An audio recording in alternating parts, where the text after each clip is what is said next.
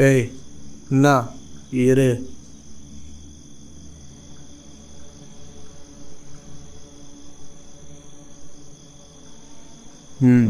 இந்தா சாப்பிடு.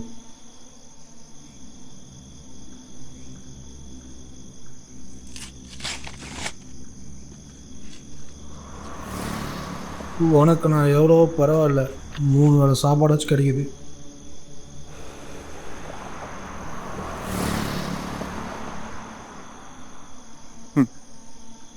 நம்ம கீழேயே நம்மளை விட கேவலமாக அந்த உலகத்தில் வாழ்ந்துட்டு இருக்காங்கன்னு தெரிஞ்சாதான் நமக்கே நம்ம வாழ்க்கை மேலே மரியாதை வருது இல்லை.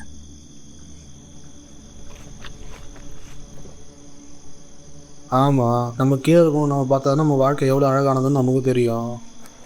வாழ்க்கைன்றது அழகானது தான் சார். ஆனால் அதில் உங்களுக்கே உங்கள் மேலே நம்பிக்கை இல்லாதனால உங்களை விட பலவீனமானவங்க உங்களுக்கு தேவைப்படுறாங்க. அதுதான் உண்மை. நீங்கள் பலவீனமாக இருக்கிறதுனால தான் உங்களோட தேவை நிறைவேற்றிக்க முடியாத வாழ்க்கையை வாழ்ந்துட்டுருக்கீங்க. அதனால தான் நீ குப்பையை பொறுக்கி தின்னுட்டுருக்க. பூனையாக தான் சார் இருக்கணும். அவசரப்பட்டு ஆசையில் புளியவனும் கோடு போட்டுச்சுன்னு வச்சிங்களேன், அது காயமாக தான் தெரியும். இதோ ஒரே ரோடு தான்.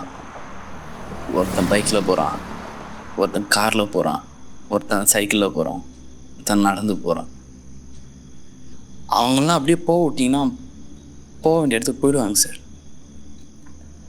ஆனால் ஒருத்தன் வந்து என்னடா அவன் காரில் போகிறான் நீ சைக்கிளில் போகிறான்னு கேட்டான்னு வச்சிங்களேன், அவன் அங்கேயே நின்றுவான் சார்.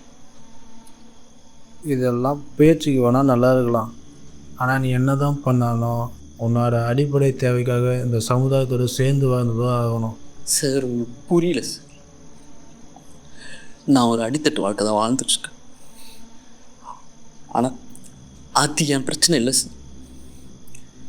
நீங்களாம் ஒரு வாழ்க்கை வாழ்ந்துட்டு நான் வாழ்றது தான் நல்ல வாழ்க்கை அப்படின்னு இந்த சமுதாயத்தை நம்ப வைக்கிறீங்க. அதுதான் பசிச்சதானே சார் சாப்பிட முடியும். பசிச்சதை சாப்பிடும். நமக்கு ஒன்று தேவைன்னா அதை நம்ம பண்ணிக்க தானே சார் போகிறோம். அது புரியாமல் அவன்கிட்ட அது இருக்குது, இவங்கிட்ட இது இருக்குது, உன்கிட்ட எதுவுமே இல்லை. உனக்கு வாழ தெரியல, நீலாம் வாழணும் ஆசைப்படுற, உனக்கு வாழ தகுதி இல்லைன்னு சொல்லி குத்தி குத்தி குத்தி காட்டி நான் அவ்வளோ குத்தி குத்தி குத்தி கொன்னுட்டு செத்துட்டான். நிம்மதியா